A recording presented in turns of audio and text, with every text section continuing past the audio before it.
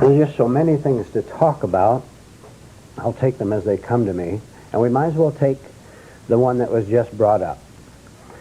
Now, I want all of you to know quite clearly that when you lie, you don't know that you lie. When you lie, you're unaware of it. Now, this isn't just Chuck or anyone else. Don't you ever sit here in this class and tell me to give you more than I'm giving you. I give you more in a certain place, and off you go. Physically, mentally, emotionally, you're gone. Don't you tell me that again unless you're conscious of what you're saying. Then you can begin to see that you're lying.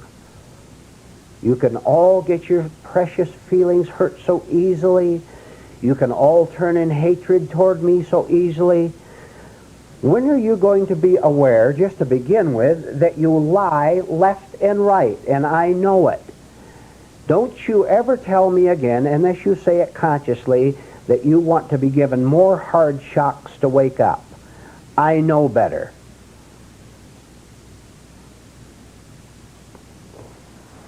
Now for another subject. I was watching very carefully since about 6:30 when I got here.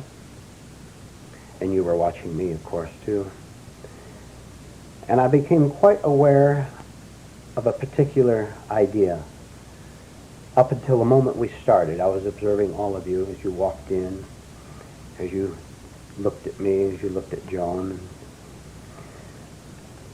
I'm quite convinced that you don't like your own company at all.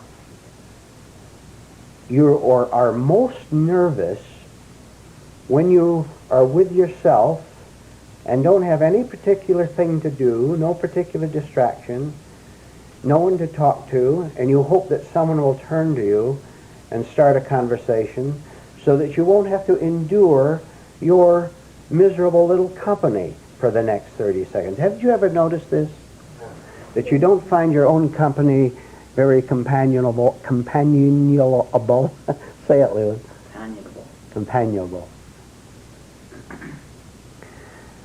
So your first or second lesson for tonight, be aware right in this room of how nervous you are, how you can't keep quiet mentally or emotionally, but hope for something to happen to distract you from your little sense of loneliness or emptiness. You can't just sit quietly in your chair, and even if you're doing it outwardly, I know your mind is racing 50 miles an hour, 55 miles an hour. You be aware of that, how you're simply not enjoying yourself.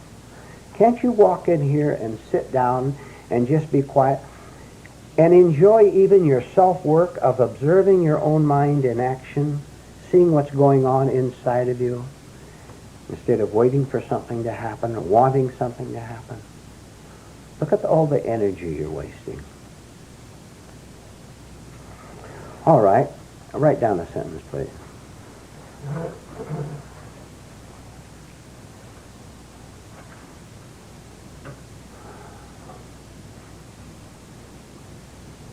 There is no permanent stupidity. There is no permanent stupidity. There is only an unawareness of cosmic capacity. There is no permanent stupidity. There is only unawareness of cosmic capacity. You know, that should be just about the best news that you've heard in a long, long time. Because I know by watching you how easily you condemn yourself for being stupid, for being bad, for being dumb, for being unable to grasp these things. And I know something about you that you don't know. I tell you, I know it just as clearly as I know that light is on. Something about you that you don't know at all, which is simply the fact of that statement that you had. It isn't something I thought up to give to you so that you'd feel happy tonight or feel encouraged. There's a very solid, steely fact I know that any stupidity that any of us display, the dumb things we do, the dumb things we think and say and feel, all these dumb things are not a part of our actual nature, simply a part of our whole unawareness of ourselves and of life and of God himself. One of the most dreadful mistakes you could make would be to take this present state of stupidity, which is unawareness. Stupidity is unawareness of your cosmic capacity. One of the worst things you could do against yourself is to take it as a permanent, fixed, and necessary condition in your life. If you make that assumption will make it a fact as far as you are concerned. Because having accepted it as a fact, you will also ally yourself to laziness and just sit back and enjoy the luxury of saying there is no hope for me, so why should I try? See how our laziness always enters into our inability to rise above who we presently are and what we presently are. And by the way, do you understand that sooner or later you're going to have to see that you can't rise above the level that you yourself actually are? Let me rephrase that. You can never experience anything higher than what you actually are. That ought to make you swoon, what you just heard. You can never experience anything higher than what you actually are. Now, what kind of experiences did you have internally and externally this week? Were you involved in petty conflicts with other people or with yourself? Troublesome things, bothersome things with other people or with yourself? Look, you know what I mean by little petty quarrels? I'm not talking about big all-out slam-bang affairs. I'm talking about all these little tiny annoyances that we have. Do you know why you have petty experiences? Because your nature is petty and no other reason on earth. You are what you experience. So from now on, you can just stop blaming other people for what happens to you. You are actually what you experience at the moment you experience it, and you are never anything but that. You can't be anything but that. Whatever happens to you at any particular second is what constitutes your entire nature at the second it happens. See, look at the thousands of directions we could go in talking about this now. For example, the idea of self-responsibility. You're responsible for your own experiences, aren't you? Because of the level of understanding or of misunderstanding that you occupy. If you're in a bad involvement with other people, you know why you're in that involvement? Because you're just like they are. If they are crabby, you are crabby. If they are treacherous, you are treacherous, or you wouldn't associate with them. Remember the little short poem we had 6 months ago? I think Dauphine wrote it down. We assemble with those we resemble. We assemble with those we resemble. This is because the treacherous part of you or of me is attracted to the treacherous part in other people. And we feel confirmed and feel good in their company, good in quote marks. And incidentally, that treacherous dark part of us wants nothing to do with anything that is higher than itself, which is why we only have a relatively small number of people in this room tonight instead of 10,000. The rest are watching the baseball game or television or something. Now connect everything you've heard up to this point with what was brought up at the very start. I want to tell you, I want to emphasize, you do not see yourself as you actually are, and you do not see your insincerity. You do not see that when you tell me, or you tell yourself that you want to grow and stop living on the present level that you live on, which attracts so much grief, when you tell me that you want to rise above yourself, who is saying that? A nice idealistic part of you, an imagination perhaps, that is merely tired in a certain way of the pain you experience on the present level you're on.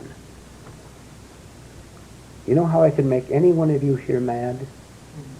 I'll tell you how. Not in this group, because it's diffused. The slam-bang insults that you're given is easily diffused. That is, it's spread out in the atmosphere, in the room. But if I had perhaps Larry or Rudy, perhaps Sally, any one of you alone in a room, and started talking to you, and it wouldn't take long before I could tell by probing where you're lying, where you're hiding something. It wouldn't take long before I could see the change of expression on your face, which means that I'm touching you where you are lying. And incidentally, where you are lying, you are suffering. You're in dreadful self-conflict. So that doesn't happen too often. Once in a while, perhaps with Juan, with Joan sometimes. We work together with Leland sometimes. Can't you see where you're pretending to want this instead of doing what you don't want to do by sticking with the insults, the very mild ones you get in this class? Can't you see where you're deceiving yourself, where you're playing it safe right in this room? You know, it isn't necessary that I talk to you personally. You could begin to let the walls crumble right in this room, so that if I ever did talk to you personally, you wouldn't get mad, because you've done that hard work previously, before. You're not hiding anything, so there's nothing to get angry. If you want to get angry because you're hiding something, then you'll have to stay on that level, and you'll have to experience all day long what you are. Do you like being what you are? How many of you enjoy being what you are? You know very well you don't. Then how come, look, you don't like being what you are, correct? Is this correct? You don't like being what you are? Yes or no? Which is it? Yes. You don't like being what you are. Right. Why don't you change being what you are?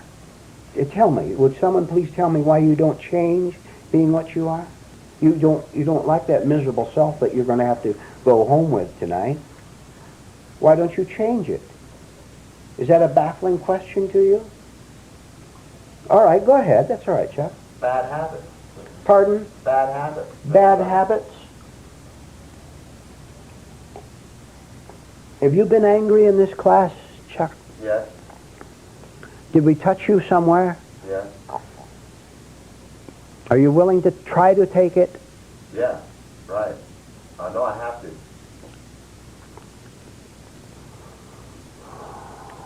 Daddy. Because we haven't internalized the work. That's good. That's good. Connie? It shows me what a liar I am, because if I really didn't like what I was, I wouldn't be what I am. I would work to change it. I'd do something else. You look for where you're holding yourself back from becoming a new creature in cosmic consciousness, and you will see that somewhere you're lying. Not only are you lying, but you refuse to let truth take the lie away from you. You know, maybe I better make it a little stronger. Wherever you are standing internally tonight, each one of us in this room, wherever we are standing internally, we are either going to the left, walking toward the left, where the light gets dimmer and dimmer and dimmer, and the darkness gets darker and darker and thicker and more bewildering and more frightening. We're either going that way, or you are walking toward the light one little short step at a time, where the light is beginning to get brighter, clearer. You're able to recognize your surroundings. You're able to be aware of yourself walking in your surroundings, you in this place, you and the tree. You'll be able to see more because you're walking toward the brighter light, this cosmic sun out there. Every one of you have made a choice, whether you're aware of it or not, to go one way or the other. No man can serve two masters. No man can serve two masters. If you think you can come into this class and lie and change what you are, then that is a lie, isn't it? Don't you forget that illustration. You are either unknown to yourself, quite unknown to yourself, may have made the choice to go off to the left into a darker and darker state. And do you know how fantastic it is that you can actually call that darkness light, and you can go right out into that midnight and start a school that you call an esoteric school, and you can attract millions of people to it? And that's exactly what happens in this world. Because you have gone beyond the point where you can be shocked and say yes to the shock instead of saying no to it. You know, it's a serious thing. You had better see it. So if you have made the wrong choice, you can begin to turn yourself around. As long as you're here in this class, working on yourself, you have an opportunity. But don't wait too long, because you could even come to this class and sit here and go farther into darkness while calling it light. And I will know it. I will know it by your face. This isn't said to scare you. It's to wake you up. And there's a world of difference in those two. Not to frighten you, but to wake you up as to what you are doing to yourself while thinking that circumstances did it to you, that your parents did it to you, that society did it to you, that your own dumbness did it to you. You can change all that. Whatever we are doing to ourselves here tonight, we are doing to ourselves, period.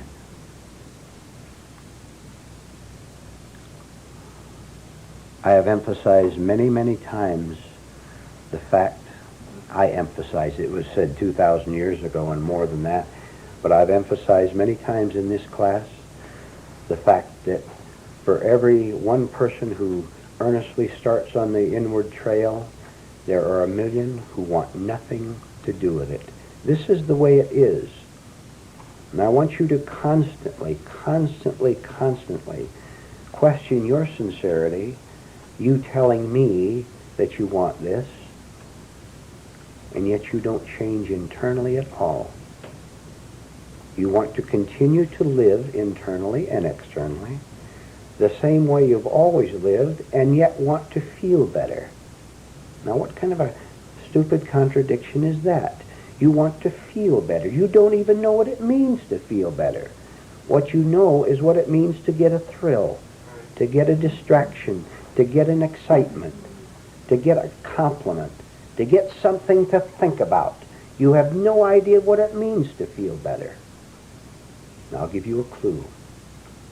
You feel better when you sense quite clearly that you have to choose what is right for yourself, regardless of the consequences of what you have called your life up till now.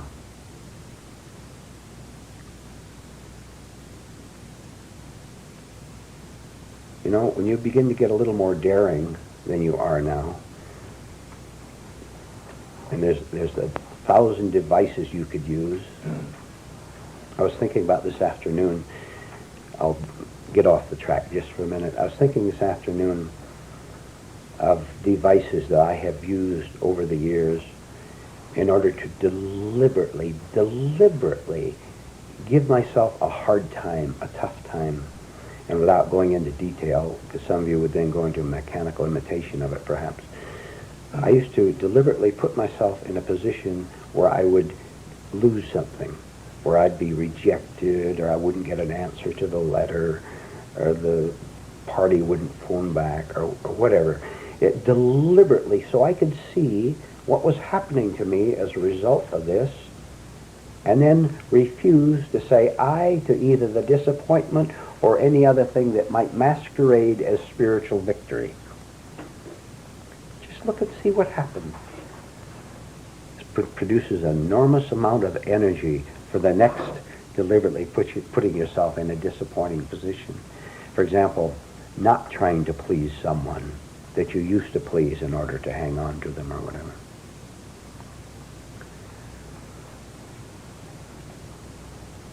The easiest thing any of us can do is to deceive ourselves into thinking that we're making progress. And one of the deceptions on that is acquiring knowledge, and you should know that by now. I'll give you a test. I'll give you an experiment to make according to your own wishes in this. You apply this as you wish. If you are a heavy reader or a moderate reader, go for a week without reading a single thing. No spiritual books at all, none of these books, without listening to any of the tapes.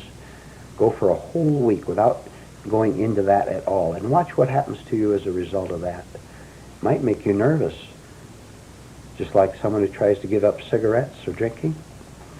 You're trying to give up your reading. Watch how it throws you a little bit. Isn't that good self-observation? To see that you're counting on that physical book there to get you through the week? Why don't you set it aside for a week and throw yourself back on yourself? Start to read yourself instead of the book. Wouldn't that be valuable?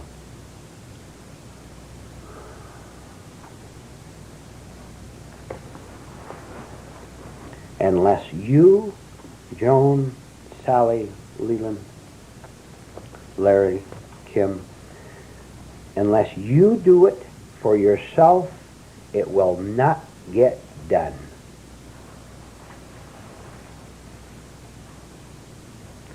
You have to be the person with all the daring. You have to be the person with the sincerity, even if it's just an ounce to start. You have to do it all by yourself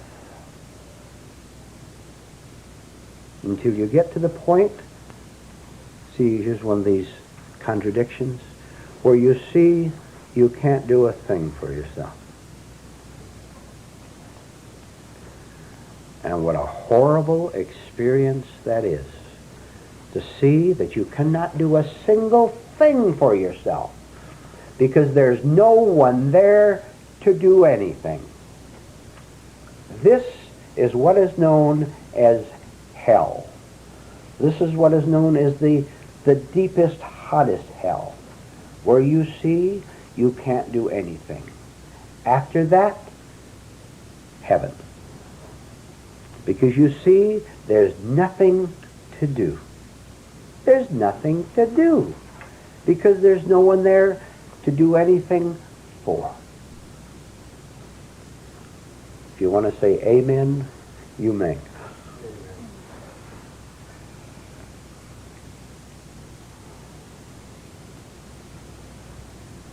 See, are you aware, very definitely, that there are stages to go through? If the Cosmic College has 12 grades to it, we have to start at the kindergarten, go first grade, second grade, and on up. Thoroughly understand and master the first grade, the second grade, before we can go on to the next one. And don't you ever imagine, don't you go into imagination that you've finished a certain stage. That would be dreadful, because then you'll be fixed on that level, perhaps at the third grade, thinking that you've graduated. And then if you're in a room alone with me, or with anyone else for that matter, and you get touched where you are lying, where you're hiding something, you'll reveal yourself as the little third grader that you were. And you'll get up and walk out of the room angrily. and the darkness will get just a little darker.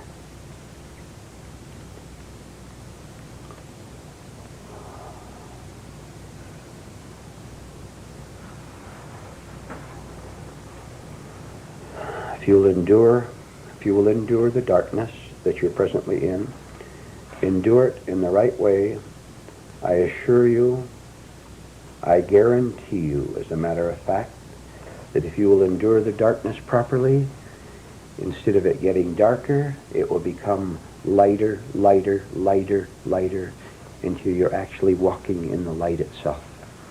And that light will not be external to you. It will be your nature. It will be your level. The light is never apart from what you are, any more than the darkness is apart from what you are. You will be the light.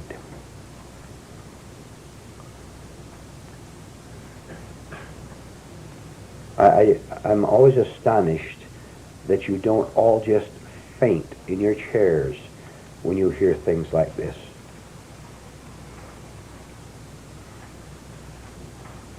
It's so powerful. It's so powerful because it's so true. And a very, very faint part of each one of you may sense the trueness of it. And that's what keeps you coming back. That's what keeps you from going out and going in deeper and deeper into the darkness until you're so insane, as many people are, as most people are, that they begin to call the darkness light. And then they start the spiritual school, or they run for public office, or they try to get famous, and they die insane. Which do you want to do? Do you want to die sane or insane? I will tell you that it has everything to do with eternity, which way you die.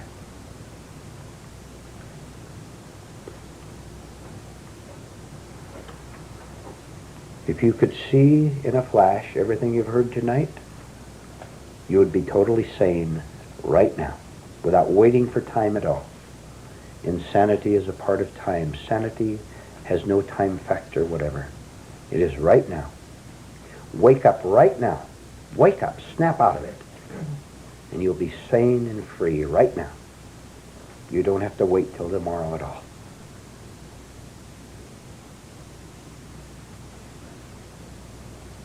You drop the past, which is yourself, by dropping it.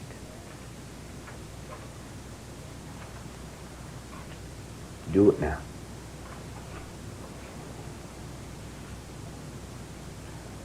I'm going to take a break, please. All right, write down a sentence, please. The reward or punishment for being what you are is to live with what you are. The reward or punishment for being what you are is to live with what you are.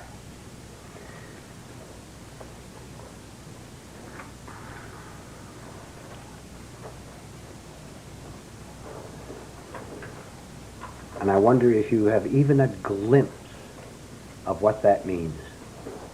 That means you're never anything, as we said earlier, but your actual experiences. That's what you are at the moment of your experience. That and nothing else. All right, what would you like to talk about for a while? Yes, Duffy. Could you repeat the sentence one more time, please? The reward or punishment for being what you are is to live with what you are. Living with yourself. What is it? What kind of a day is it when you have to live with yourself? I heard a voice. Boring. Boring, Alicia? Of course it's boring. And it's contradictory. Is it not contradictory? 1 minute you're going to have it made, the next minute you know you've lied to yourself again.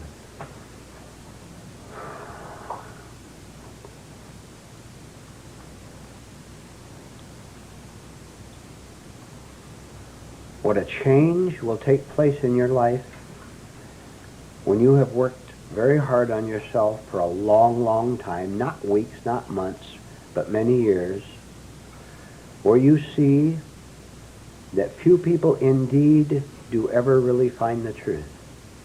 And when you really see this, it is not egotism on your part at all. It's not superiority, because if there's any superiority, you don't see it. Then you belong to this church, and your church people are going to heaven, the people in the church next door are going to the other place. That sort of thing. When Christ said, many are called, but few are chosen, he saw that. For many, many years, perhaps many of us in this room, many of you listening to this tape, lived with religious creeds, and we were lost. How many of you in this room, how many of you listening to this tape are lost? You're all lost, every one of you, without exception. You are lost. And those of you listening to this tape, don't you dare think you have found yourself, because you're lying as usual. And the fact that you got angry over me saying that proves it.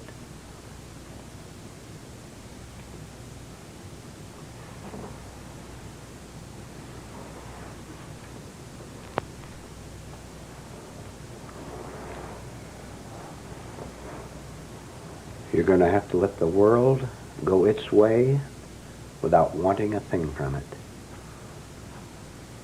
You can live in the world, you understand, and let it go its way without wanting a thing from it. Psychologically, you want the bread down at the bakery, obviously. Without wanting your relatives to be pleased with you.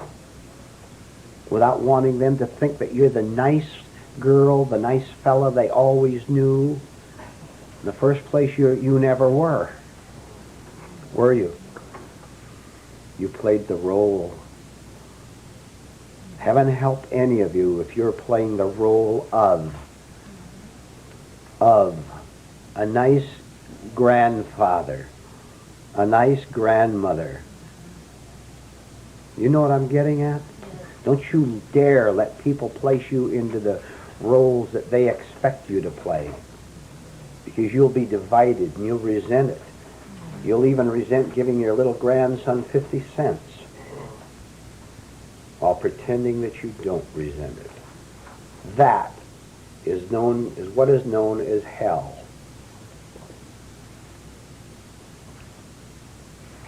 Not knowing who you really are because you're playing the role of the kindly grandmother. Whatever's going on, stop it, please. Yes, Zena.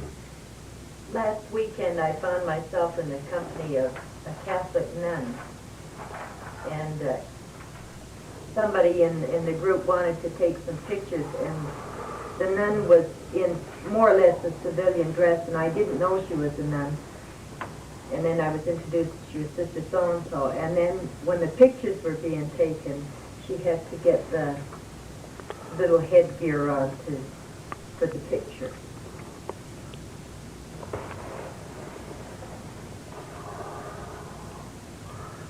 Or are you still holding yourself together? The sooner you let yourself go, the better. The sooner you're aghast at how much hatred you have in you, the better. How much violence you have in you. As long as things are going fairly well, you don't see yourself as you are, do you? As long as your business is thriving, you've got something exciting to do with your day. People are more or less cooperating with you temporarily. You've got the proper amount of entertainment. 2 or 3 people like you because they don't know you.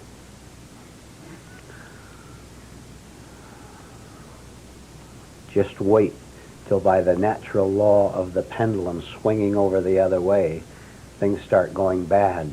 Then see what kind of an animal you are. Then see the violence in you, the hatred. Do you really think this is easy, what we're doing here? Do you really think you can come into this class and sit week after week and take notes and nod your head and thinking that you're changing your being, you're deluding yourself.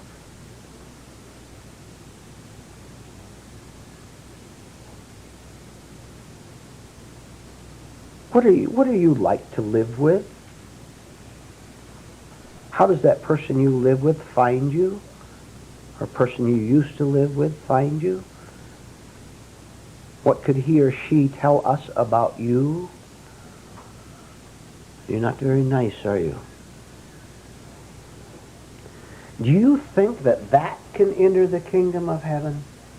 Do you think that covering that up can enter the kingdom of heaven? All right. All right. You go right ahead and continue to love you being vicious. You love it. You go right ahead and love being a vicious person. And you'll die mad, never knowing what you could have had as an alternative, a real alternative.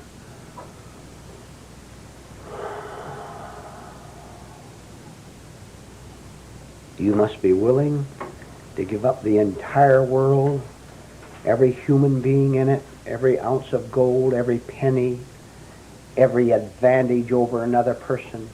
You must be willing to give up the world and all its riches and all its glory and all its applause. You'll be willing to give it up, and you will find your own soul, to use that religious phrase. And some of you won't even give up.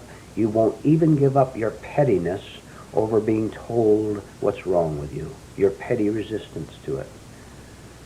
To say nothing of giving up the entire world which is required of you. Look, say the Cosmic College consists of 12 grades. We have to have many, many lessons in the kindergarten, in the first grade, and the second grade. At the same time, you have to be told that there's a 12th grade. Those things have to be brought into it. And you must begin to think about them so that you can connect the 12th grade with the first grade. I'll give you an example. When Christ was on the cross, he looked down and he saw all these madmen, all these people who probably called themselves his followers, a good number of them. He looked down at these insane human beings who were taking another man, putting him down on the ground on a cross and pounding nails. How would you like to have nails pounded into your palms? How would you like nails put into your legs? And then the weight of it and put up on a cross and jeered at and sneered at.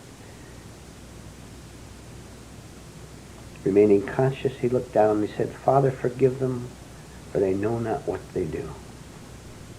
That is what is known as being awake. When you've lost the entire world, the respect, you've lost your entire life to the world.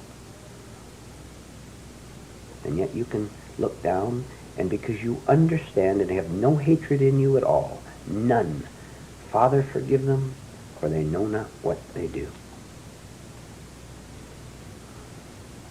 And you snap back right in this class over the smallest lesson that is given you. What on earth is the matter with you?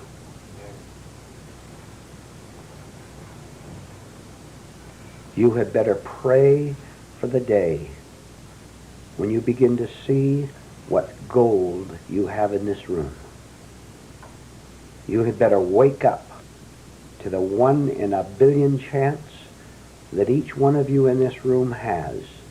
And if you goof it, you goof it.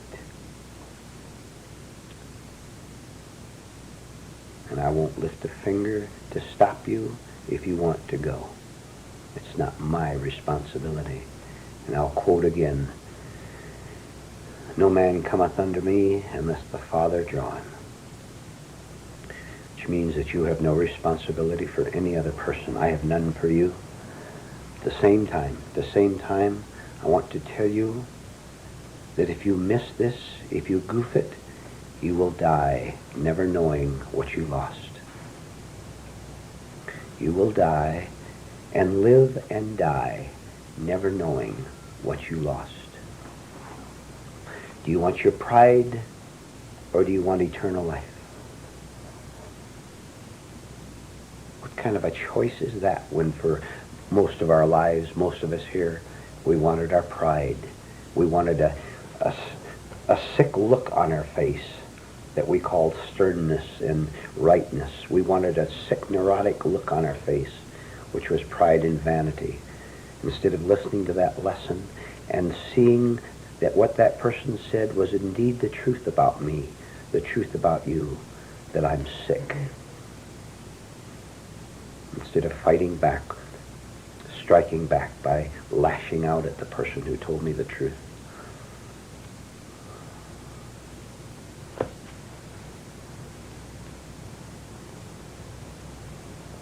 Do you know that I don't talk this way in the big public talks that I'll be giving in Los Angeles? And do you understand why? Do you understand that if all you can take is first grade lessons, then that's fine, that's not compromise. But if that's all you can take is first grade lessons, then we'll give you first grade lessons. Then hopefully one person in 100, 200 sitting out in that auditorium, he'll come up and talk to me afterward. He'll ask where the classes are. And even 99 out of 100 who do that won't follow it up. One person came there hungry, and he was fed what he really wanted. That's why we give those talks. That one person. The rest don't know, and they never will know. They'll come up and tell me what a wonderful talk it was, how much they enjoyed it, and how much I've helped them. And they'll go out into the darkness. You in this class have a chance to miss the darkness and to walk into the light. All right, let's talk for a while. What would you like to talk about? Yes. Earlier you said, if you will endure the darkness properly, the light will come. Would you comment on the proper method for enduring the darkness? Very simple. Just stay with it. Stay with it. How many of you have been hateful this week about anything at all? Hatred. I like the word hatred because it's shocking. Stick with your hatred. This is what, look, if I'm in hatred and I'm watching myself, I can say, this is what represents me at this moment, right? At this moment, I am nothing but hatred. That's what I am. If I can put all these other ingredients together, I can begin to see that if I cease to live, I cease to live, and I cease to live in time. Hatred exists in time. If I, the real I, cosmic I, sees all this, then I cease to live in time. I cease to live in hatred. I cease to live at all.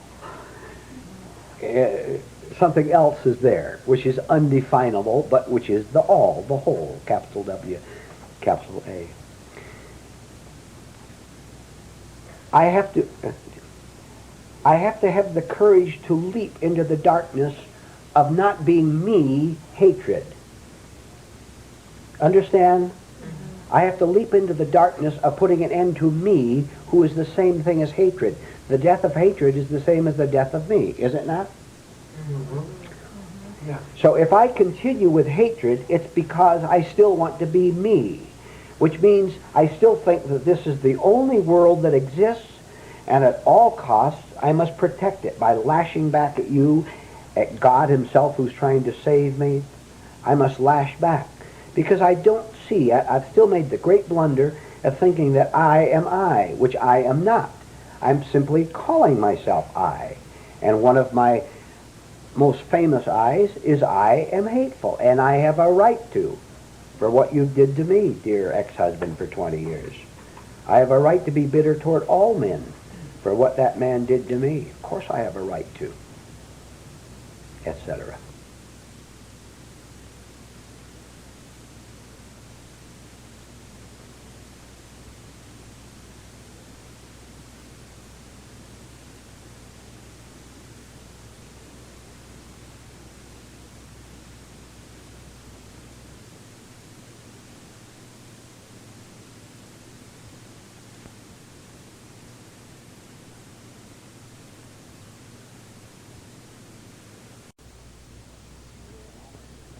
You are not in possession of yourself if your mind is still lingering unnecessarily over what happened to you a minute or 50 years ago. If you're daydreaming, if you're gone somewhere, even while waiting for the meeting to begin, you will rob yourself of a very valuable exercise for self-awakening. The exercise being acquainted, being connected with self-acquaintance. The exercise being watching how you react to the dozens of small little incidents that happen to you just in the half hour or 40 minutes that you are here in this room before the meeting begins. I can tell by the expressions on your faces while you're waiting for the meeting to start, whether you're out in front or here. I can tell by the fact that you talk mechanically, that you blab, either verbally or mentally, that you're missing a great opportunity to watch, among other things, to watch the pain that just stabbed through you over that small little incident, over that small little word that someone said, and therefore you missed the opportunity to detect the devil when he was behind that 12th tree and to get rid of him at that point instead of carrying him for the next 5 minutes. This is simply introductory words to something we're going to do all together here in a minute or so, which will enable you to get the idea at the start that you're supposed to know what your reaction is to a particular event. I'm going to give you a sentence in a minute, and you're going to have to make a very special effort to turn your attention back on yourself and try to see your actual reaction to it. Not the one you think you should have, or the one you think would be nice, but to, as much as it shocks you, to see what your real reaction to it is, and I'll tell you what it is when we're all through, because you won't know. All right? Now, write down a sentence. At the same time, you're going to have to divide the arrow both ways. You're going to pay attention to your writing and also see how you feel, really feel about the single sentence I'm going to give you. Okay? To be truly happy, I must submit myself to the will of God. To be truly happy, I must submit myself to the will of God.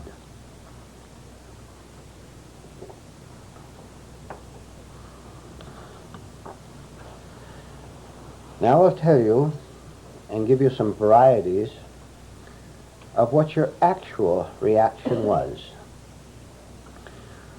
One was puzzlement. You're not quite sure of what it means to submit yourself to the will of God. Besides that, you don't like the word submission very much. That implies that you are going to have to submit yourself to another power. Now, why should such a great power like you submit to another power? You want to be the whole business, right?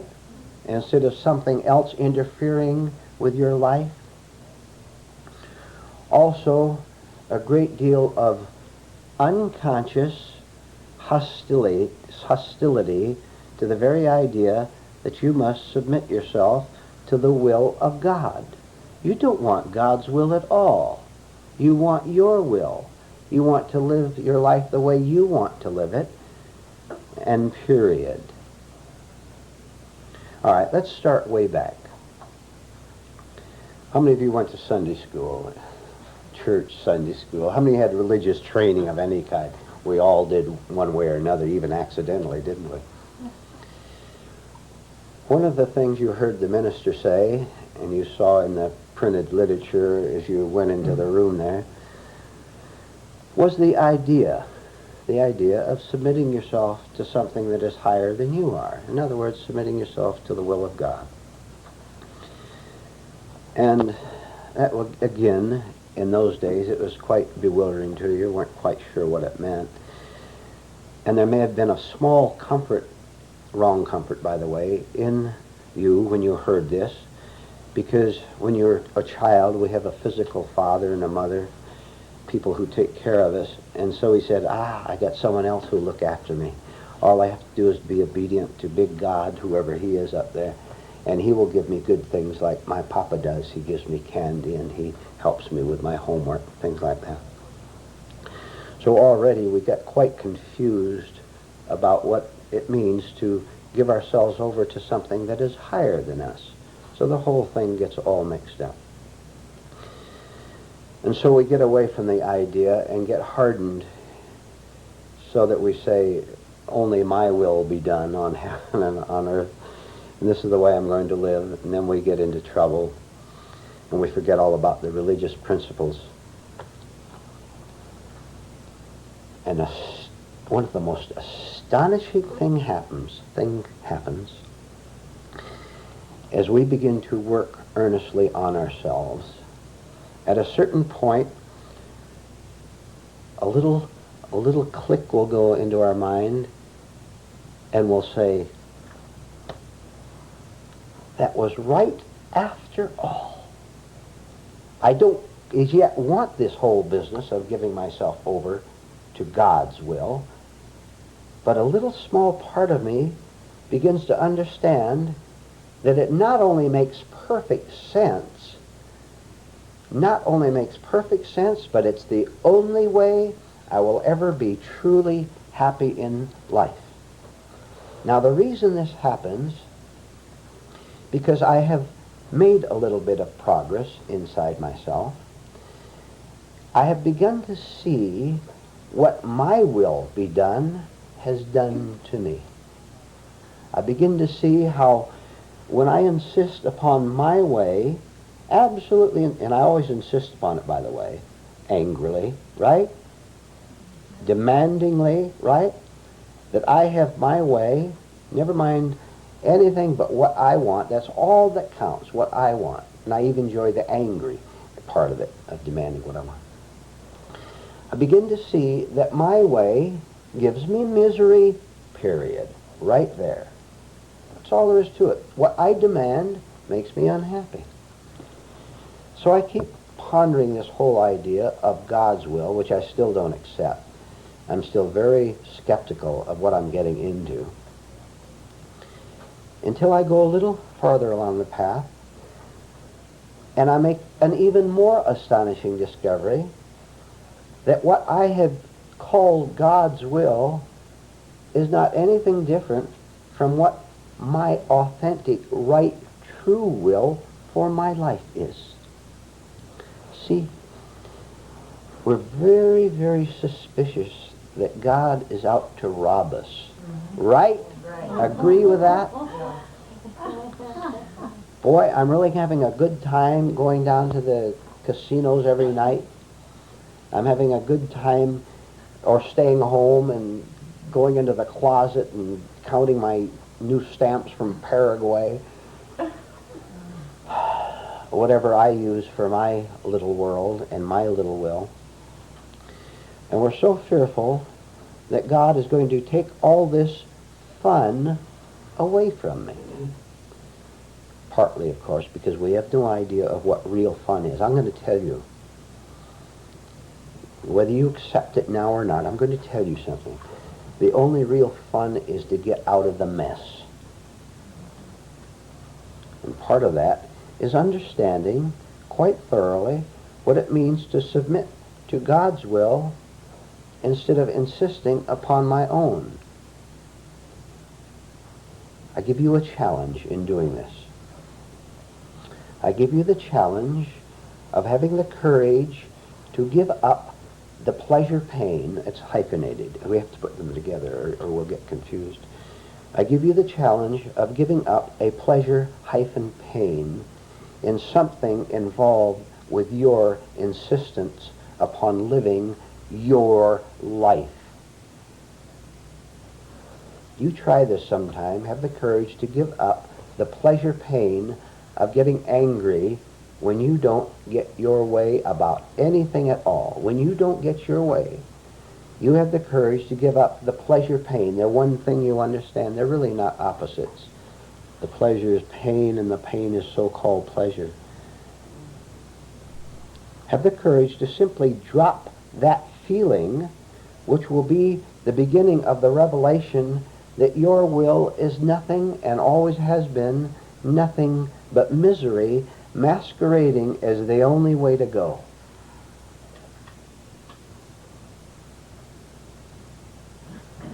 Once we have just the first glimpse that God's will is the same thing as the nature of my real self, the problem of submitting to God's will begins to fall away. Because I have made it a problem by saying me, my will, and God's. You see, I have created the problem on the level of the intellect of saying this is what's going to make me happy. How come it never has, right? How come it? It has kept me agitated, it has kept me excited, it has kept me distracted, it has kept me looking forward to something. What are you looking forward to right today? What are you looking forward to that is betraying you? Anything at all. A trip, a new business. What are you looking forward to that you think is going to give you something and you somehow suspect way down the depths of your mind it's going to end up trashy, as it always has. Anyway, back to this business of opposition. Can you see the conflict in your life when you demand to have your way in anything at all? For example, you say the social system should be different than what it is. That is, we should have a social system in which everybody had all the employment they wanted, all the money they wanted. I'm sorry, but this is not the way insane man has set up the social system. So you're not going to change that. You want your will, so the social system is different, and the minute you get it, the minute you get in power, you'll destroy everyone else.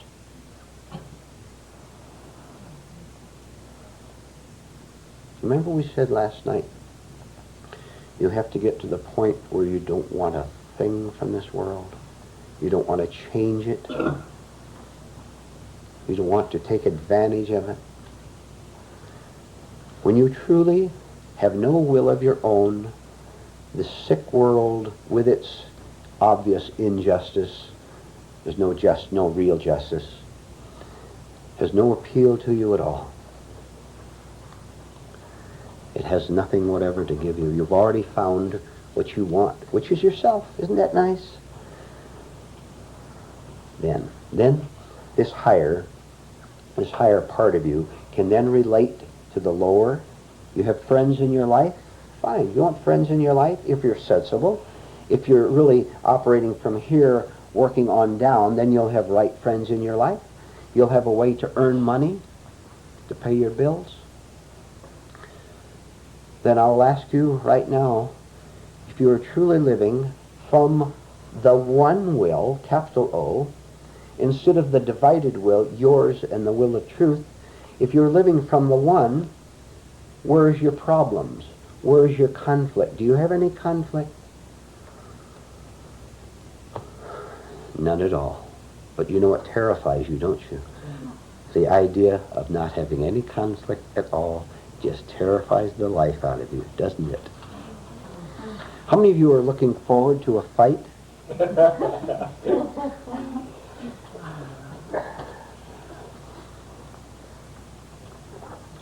You not only look forward to it, but you unconsciously plan it. And you plan it by getting involved with people who are as dumb as you are, who are as immature as you are. You can't live without the back and forth play of your sick friends, because you love your sickness so much. But back to the will of God.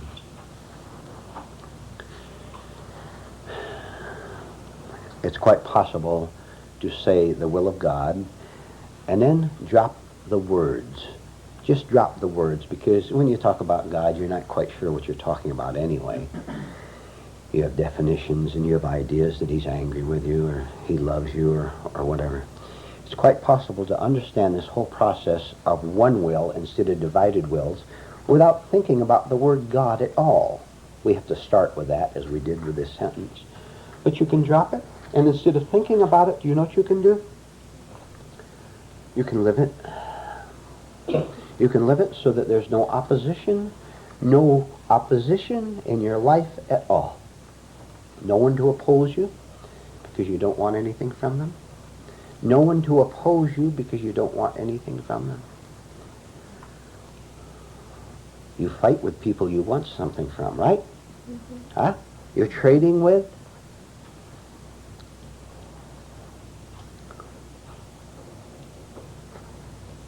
All right, let's open it up to discussion at this point and see what we have. You want your way?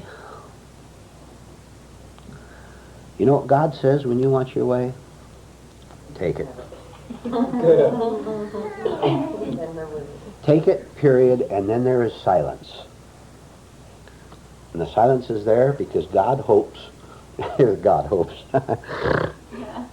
because God hopes that the terror of the silence might help you to turn in the right direction, because the silence from God is quite terrifying. This is self-alienation. This is the prodigal son being gone. God knows if he calls you when you're way out in the wilderness, too far out, that you will use that wrongly. That you will say, I want to come back, but on my terms. My will be done, not thine. He's not going to call to you because he recognizes that state. Wander around in the wilderness until you get so tired of being you that you're willing to start surrendering your will, in order to become someone else, something else. That is the surrender to God's will, when you're tired of being you.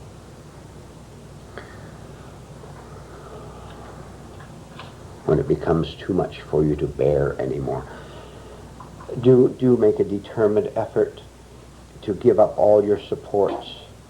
Give up all your strengths, your so-called strength. Go as fast as you can to give up everything that is keeping you in the wilderness, including your friends, including your little activities.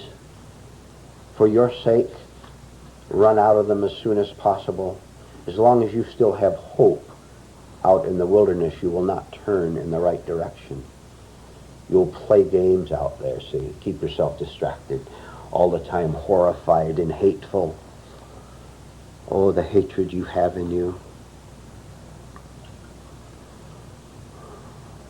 The resentment you feel over what, quote, God has done to you, or whoever it is that's running this business.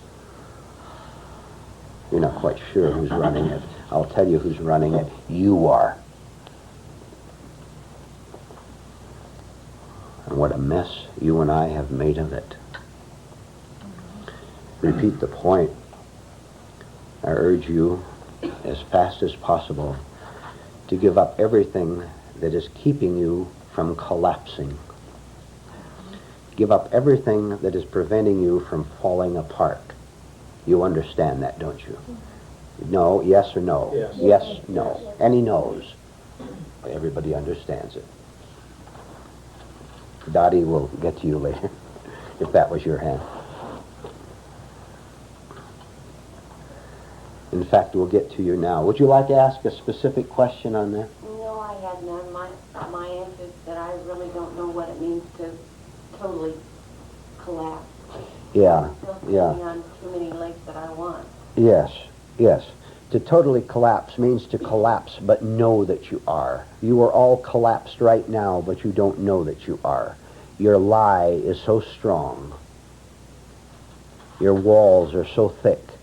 You don't know that if a certain event, and it's different with every one of us, if a certain event was to happen, you would collapse in one way or another. You understand? Right. Now, on the law of accident, that event may not happen, and this is why people grow old and die at 90 years old, never having to face a crisis and therefore die asleep, because on the law of accident, a crisis did not come along which could have forced them, and most of them don't take advantage of it. We are trying to deliberately induce the crisis in ourselves so that we collapse in front of our own eyes, deliberately bring it about. And there's 1,000 ways we can do that, and we've discussed many of them here. I told you last night, I used to try to put myself in humiliating positions, not to get the pleasure of humiliation, the pleasure pain of humiliation, but to make myself conscious of what was going on so as I could get myself out of it. See? All of you here, and all of you listening to this tape, if touched in the wrong place, could collapse completely. Now, in your present state, you only collapse in small ways. Fury, jealousy, these are small collapses. It's not nearly enough. You don't have nearly enough conscious pain yet. It's all underneath the surface. The volcano in you is still in the smoldering stage. We're here to make it erupt with a roar, with a blast, so you can see all that red hatred you have in you, all that violence you have in you, which is now so presently and well concealed behind your faces, the expressions on your faces. Truth is not deceived by that. You are. Truth is not deceived.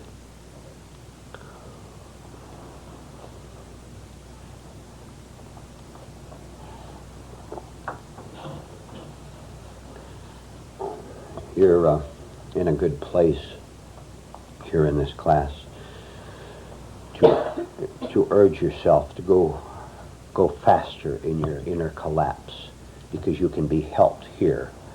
Without it, if you collapsed out there, you would not only not have, you'd have wrong help. I'll rephrase that. You would have wrong help from all your sick friends, including professionals. They would give you wrong help and make it worse for you, because that is their distraction to help you, maybe at $50 an hour.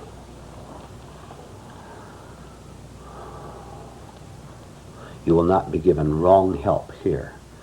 But I must tell you, I'm sorry, but you have a long ways to go before you can collapse completely.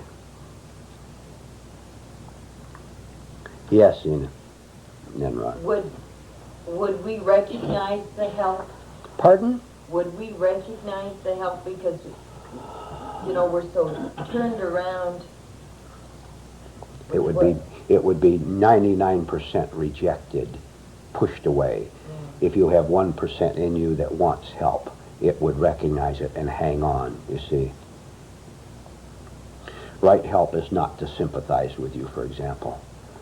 Right help is to scream at you and tell you it's your own fault.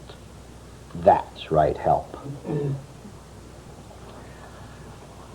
Every time you bail out the New York City by giving them a loan, you encourage them to get sicker. To get sicker. New York City, you got yourself into this mess, you get yourself out. That is kindness. That is help. Not here's some dough. Right? But this is a sick world who doesn't know how to handle sickness helpfully. Sick people destroy sick people endlessly. Rod, then Dottie. How is fury and rage a collapse? A collapse is a positive Yeah. thing. How is that positive? Rage and fury is a response to a challenge, a wrong response. But this is all you know what to do, and it's a relatively small one. I wish there was some way to tell you the degree of collapse you will have to go through. There's no way. You'll have to go through it. And then you'll come here and say, I understand what you mean. Right now you're hanging on. You're pressing down the fiery embers in your personal smoldering volcano. So you're pressing it down. For one reason alone, do you want other people to see how sick you've always been when you dress so pretty here and smile so nice and make such intelligent comments? Do you want, at that point alone, do you want everyone else in this room to see how sick you've always been? See how hard it is? All right, I tell you, Rod, that fury is simply one little ember that comes out of the volcano. That's not nearly enough. The whole thing has to collapse so that the volcano destroys itself. So the volcano's eruption destroys the volcano itself. So you want the volcano to keep in place, do you not? You love being a volcano? It makes you somebody. I'll repeat, our purpose here is to enable the volcano to destroy itself. Dottie, then somebody else. In a small way, if right help is not sympathy, then in a very small way, if you are in a state where someone has come to you and says, look at what's happened to me, if you give them the sympathy they want, you're selling yourself to fulfill a role that is quite right, yes. And you're hurting them. That's why they come, if I understood you correctly. They come to you for sympathy, you know, and if you have any conscience, you won't give it to them. So in the reverse, when you go to them for sympathy... Pardon? In the reverse, you can also go to them for sympathy and ask them to play the role. Of course. Of course. Yes, when one of these flames come up from the volcano, now I am under the understanding that we should drop these flames, so to speak. Whenever you feel hostility, for example, you drop it. Now, how can you tell the difference between dropping it and suppressing it? All right, let's find out. How many of you have suppressed hatreds in you? Suppressed violence? Suppressed evils? Confusions, etc.? All right, you're suppressing that. I told you at the beginning of this talk, if you wouldn't waste so much time daydreaming, blabbing, your attention and energy could be toward watching your reaction when Larry reaches for a cookie, the only one left, and he takes it and you don't get it. Just such a small thing as that. You could have seen the small little flame out of the volcano. You could have seen that, and then you could have said, now why, for heaven's sake, here I am an adult and I get resentful. Larry took the last cookie that I wanted. Well, that's the way I acted when I was 5 years old. Maybe the man is right after all. I have a 5-year-old emotional system. See, already you're beginning to understand yourself. And when you understand what a 5-year-old emotional system will do against you, when you resent Larry taking the last cookie, who burns? You burn. You want to burn yourself? I'm not going to be childish and burn myself anymore. What difference does it make? It makes a difference only to my vanity that says I should get the cookie, like it has been ever since I was 5 years old and I used to fight with my brother over the last cookie. Be very, very watchful of what is going through you so you can catch the flame as it starts to rise and then want nothing to do with it.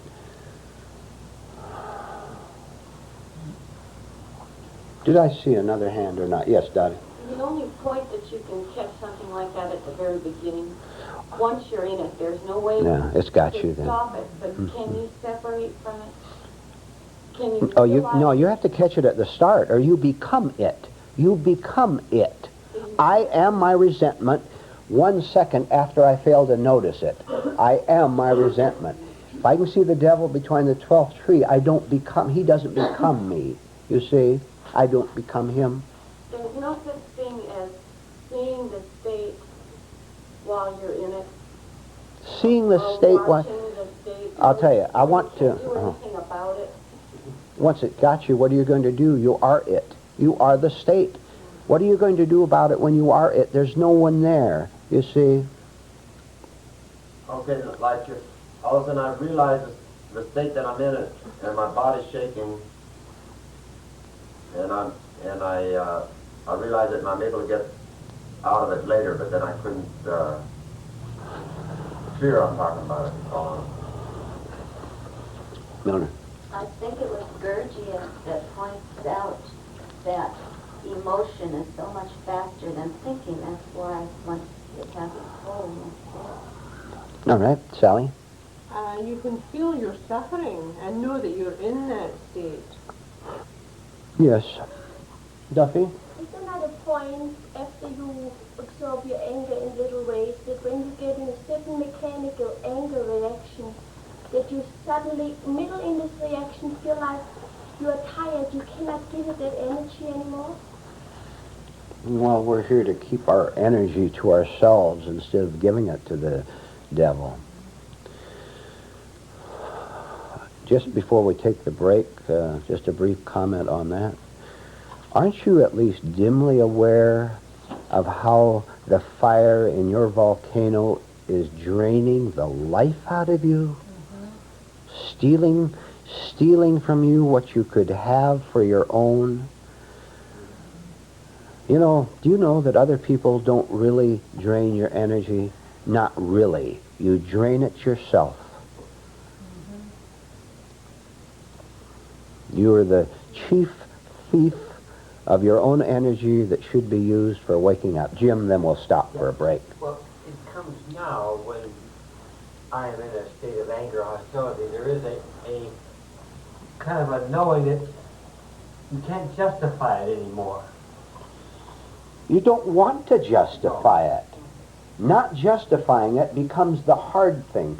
Justifying it becomes the easy thing, the mechanical thing, the thing we've always done. You say to yourself, I'm going to do the hard thing from now on, and I'm not going to defend myself against your accusation, whether it's true or not.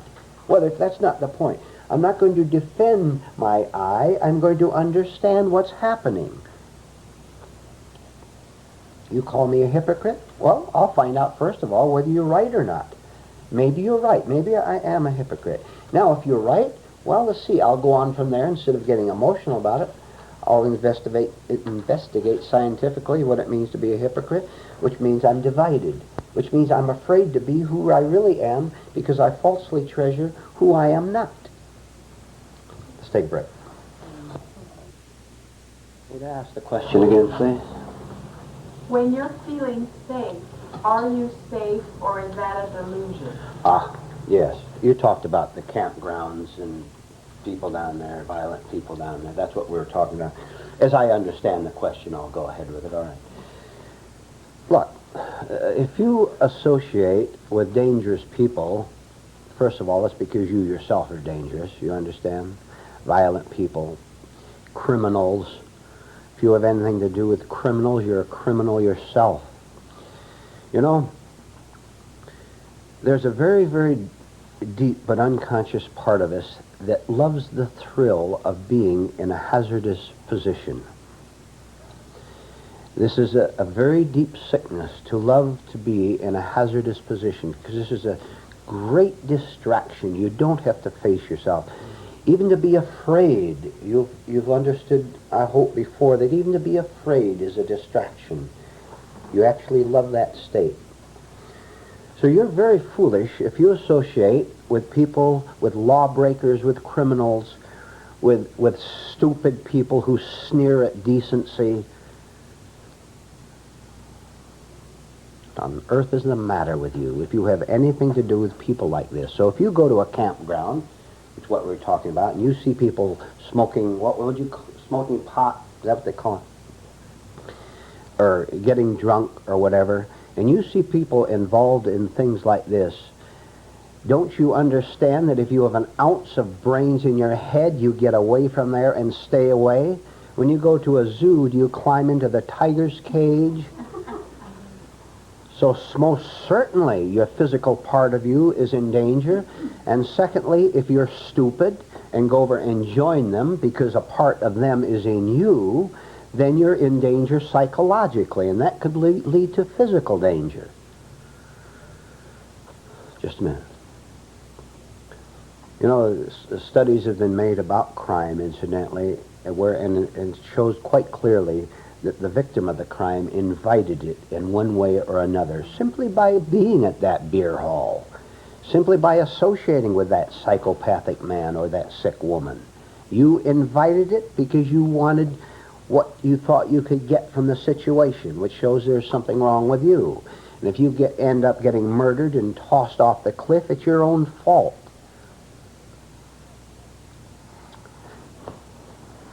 You watch very carefully how you have a certain right sense of danger in you. This is a right warning to you. The instinctive part of you is trying to tell you that certain things you do, it could get you into trouble with people or trouble with the law. And you begin to obey that instead of the sick part of you that wants the thrill of defying the law, for example. All right, we'll drop that for now. During the break, Lorraine asked for a very special project. A little shocking one, maybe. Yeah, we won't go too far, but to a point, since she asked for it specifically. Do you know what you have on you, Lorraine? You have a sign on you that says, just as if you had a sign here that says, approach so far and no closer.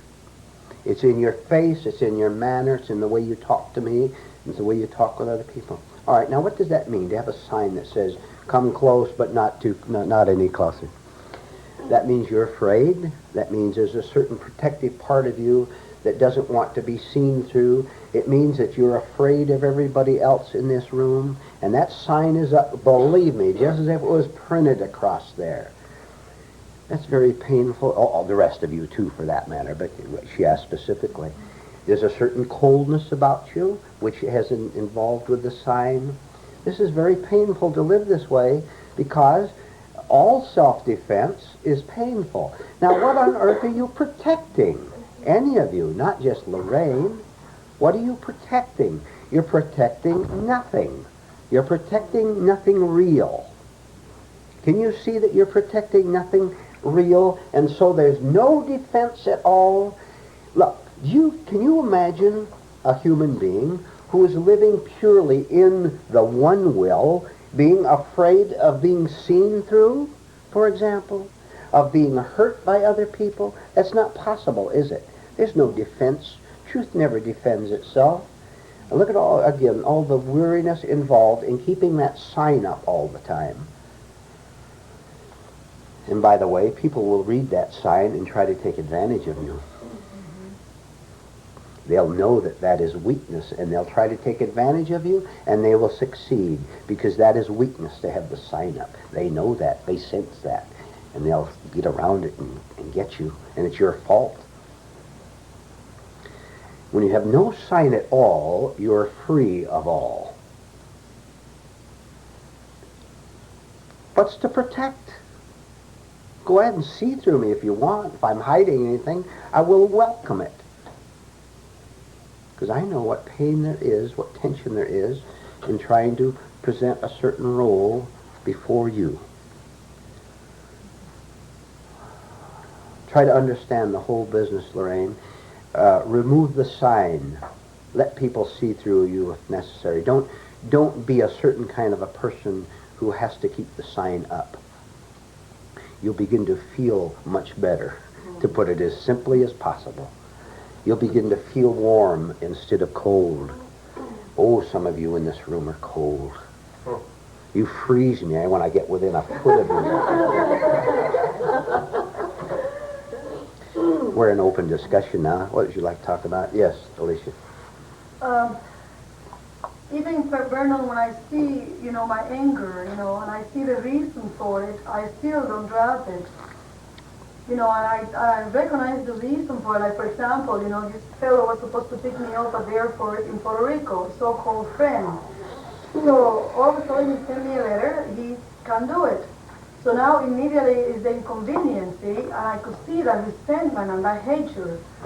But I knew what was the reason for the hatred, that I was expecting upon him, or, like you say, a friend, just to what we get from them.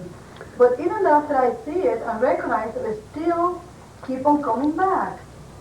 Would you like a personal work project, Alicia? Mm-hmm. Stop loving to complain.